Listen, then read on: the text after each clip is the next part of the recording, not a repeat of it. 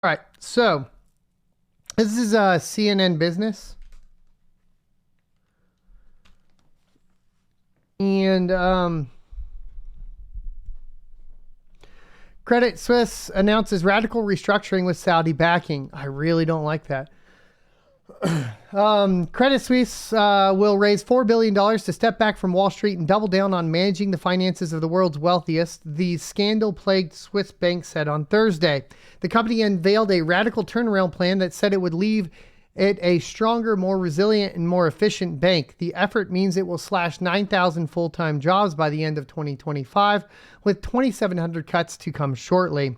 This is a historic moment for Credit Suisse, CEO Ulrich Körner said in a statement. The lender said it already had a commitment of up to $1.5 billion from Saudi National Bank, which would give it a stake of just under 10%. The announcement failed to reassure investors, especially since it was accompanied by news that the bank lost roughly $4 billion in the third quarter. Shares of Credit Suisse plunged 15% in the morning trading in Zurich. The bank attributed its financial performance to widespread market volatility and global economic turmoil that's pushed clients to avoid risk, as well as the execution of its restructuring plan. Chairman Axel Lehmann, said he was convinced Credit Suisse now has a blueprint for success. It will dramatically overhaul its investment bank, offloading a huge chunk of risky assets and spin off CS First Boston, an independent unit that will house its capital markets and advisory business. As part of its efforts to downsize its investment bank, Credit Suisse will also offer a transfer of a significant portion of its securitized products group to a consortium of investors led by Apollo Global Management, the private equity firm. The unit trades securities backed by mortgages and other loans. And this is where we really hit the bottom, guys. We're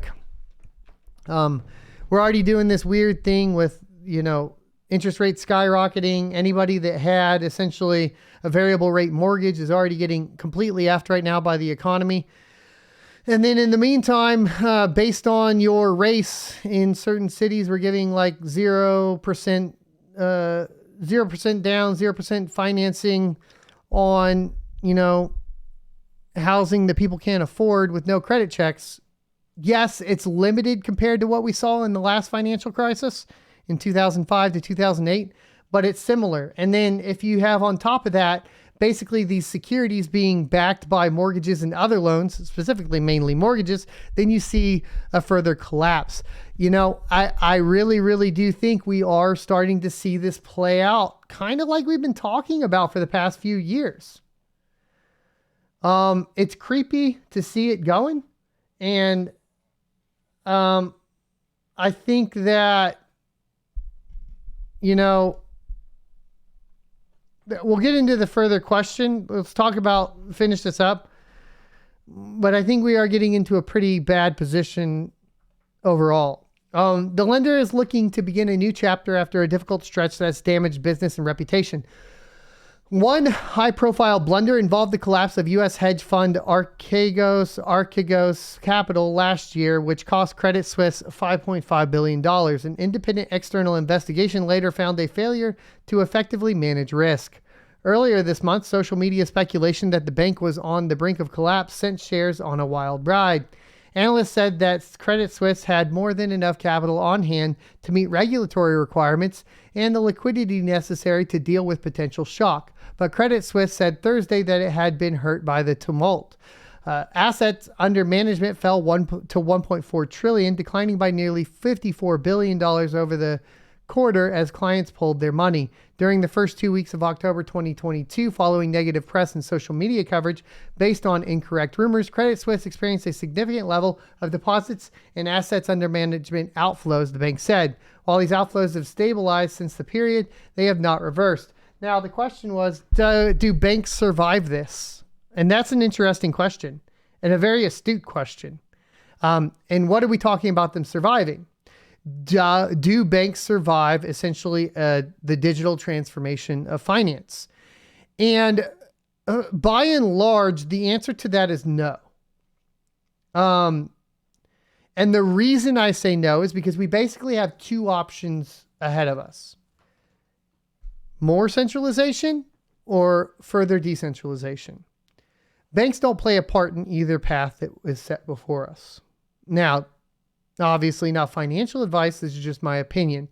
We're at a crossroads. The crossroads go CBDC, centralization, removal of banks, full control under the federal government, right? Or we go decentralization, control by the public, the individuals. These are the two sides we have. I've been talking about this for a while. I'm not the only one either now. I actually, I forgot his name. Balaji, there we go.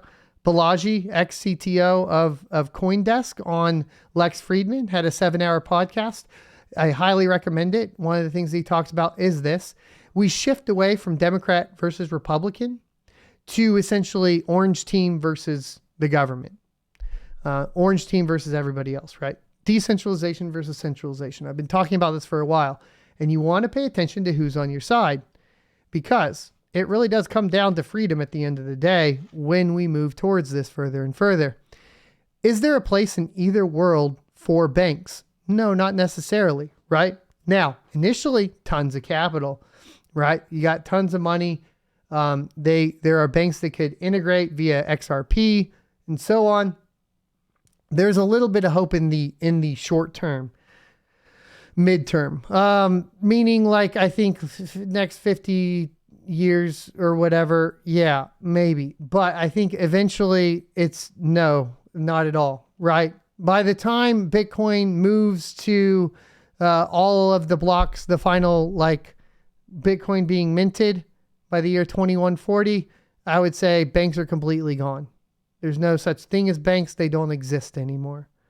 And then you'll either have like an underground cryptocurrency network like with Bitcoin and a CBDC, or you'll have everything decentralized and you'll shift into this like kind of more globalized perspective on things.